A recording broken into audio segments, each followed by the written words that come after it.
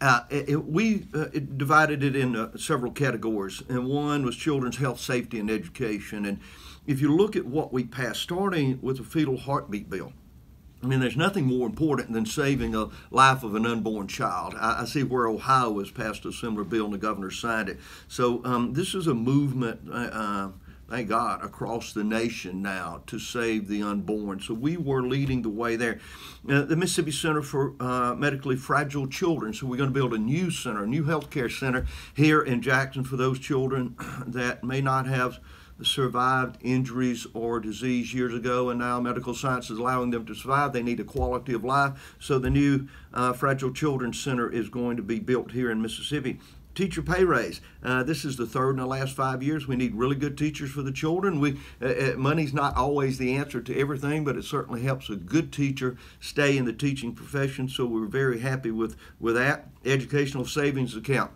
Children with special needs that can find either a public or private school that will serve their needs the best. We passed that right in the last week. I was very proud of the legislature. They took a lot of pressure from the education establishment, from the so-called parents campaign, and they stood up for those children with special needs. The Mississippi School Safety Act. Nothing more important to me for our schools than safety. Education is key, but you cannot be educated if you're not safe in your schools. So we've seen the rash that has occurred over the last really 15 years or longer in America where shootings have taken place, active shooters in schools.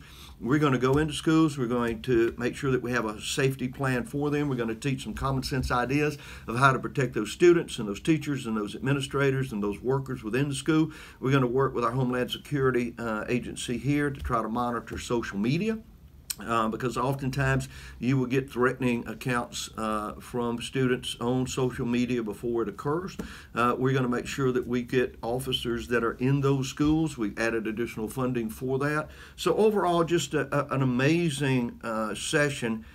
Everything, again, regarding the children's health, safety, and education. Human trafficking. Children are often trafficked. If you look at the young girls, 16 to 14, that are being trafficked by these despicable human beings, so we're going after them, and we're not going to punish the victim. So we won't charge that young lady with prostitution. We'll get her into a safe environment and try all that we can to make sure that we turn her life around, punish that felon, and make sure that it never happens again to her or anyone else if we can prevent it. Child Protection Services budget was increased about 12%, up about $188 million overall. We have about $235 million more to spend this year than we did last year. Tax revenues are up. They're coming in every day at a very robust level. And K through 12 received about $2.24 billion. That's the most, I believe, that's ever been spent in the K through 12. So overall, an amazing session. Add on top of that a remarkable Criminal Justice Reform Act that is now the model for the rest of the nation, the Fresh Start Act, the Mississippi Terrorist Threat Law, the Land Owners Bill of Rights Protection Act. So it was an exceptional session that had something for everyone. I believe, not only with looking at the budget that we're spending in a remarkable and prudent manner. By that I mean putting 2% of it in a rainy day fund. So the rainy day fund will be over $400 million, our savings account. That's something that most states would be very envious of. So overall, a remarkable, productive session, and I believe they finished 2 weeks early.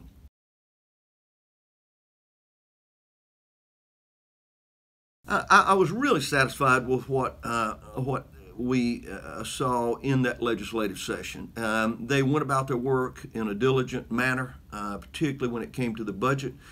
So I don't have a lot of regrets. I am very happy, particularly when you look at a governor that is in his last year of his last term. So this was my last legislative session, and everyone said, there probably won't be a whole lot the governor will ask for. We asked for a lot. When we met with our staff, we said, let's get aggressive. This is our opportunity. Maybe they won't see us coming. And we probably had the most aggressive act, the Israeli Support Act, for example, where we will boycott. We will not allow those people who are who are boycotting Israel, who are investing in companies that are boycotting Israel. We will not do business with those companies, so we are going to stand with Israel. That was an important act for us, and even daylight savings times.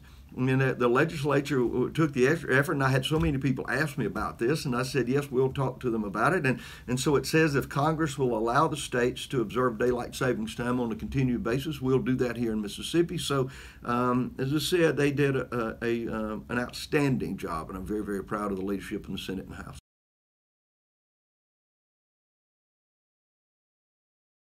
Elections always have effects during the legislative process. That's just the nature of it. People want to work. People who are in the legislature, they want to work extra hard. They want to do an extra good job.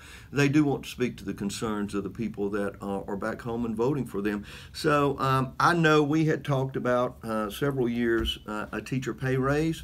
We just did not have the money. Quite honestly, the revenue wasn't there. This is about $56 million more.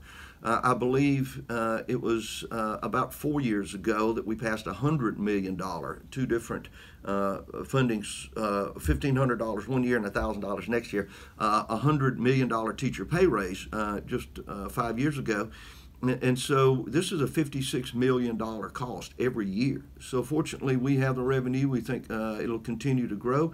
But certainly, as I ask them to step up in areas such as the heartbeat bill, in some areas that might have been not beneficial for some. I don't understand why, but I believe that they realize that the vast majority of Mississippians are pro-life, and I hope that did affect the passage of that bill. But overall, I saw them working very hard to get a good legislative agenda that we had placed in front of them. Some of these were not as easy as others. But I think they showed true courage during an election year to be able to vote, for example, on that teacher's pay raise, realizing that we might be able to do more next year, but waiting to see what the revenue is going to look like so we don't spend the money we don't have. That's critically important, not to put us in debt.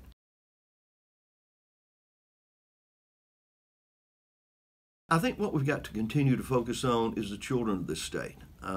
Perhaps being a grandfather has brought it to my attention more than ever. But the health and safety and education of the children are just critical.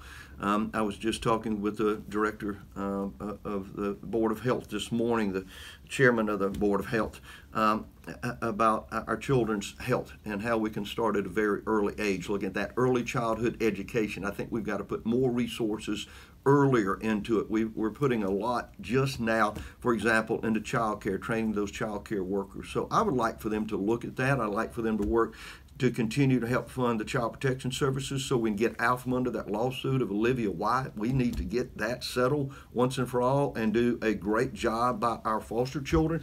They are doing a remarkable job just now. So adoptions have doubled in the last 2 years. Is about $188 million that they are funding child protection services. That needs to continue to grow, and we need to make sure we can get those children back safe at home. Continue to reward good teachers that are out there. The nationally board certified teacher program is important. You can get additional $6,000 if you become nationally board certified. I think working with the Department of Mental Health, there are a lot of challenges that we have across the state of Mississippi with people who have emotional problems, and a lot of them are very young, and we have not done all that we can do to help those children. You see the teenage suicide rate at a frightening pace. Obviously, law enforcement continue to help fund the Department of Public Safety and Bureau of Narcotics, fight the scourge of addiction in the state of Mississippi. And finally, understand the Department of Corrections needs our support and attention as well. So if we don't properly fund the Department of Corrections, lives will be lost, while at the same time working on every alternative that we know works for reentry for those men and women that are coming out of prison. And finally, economic development. Mississippi is an economic powerhouse now. We're an international entity. We do business all over the world. We created or helped create over 80,000 jobs. Unemployment's the lowest it's ever been. So continue to build a strong, dynamic economy so that you can have the funding sources. They bring in the revenue that we need to be able to take care of the real needs, not just the desires, but the real needs of the state of Mississippi.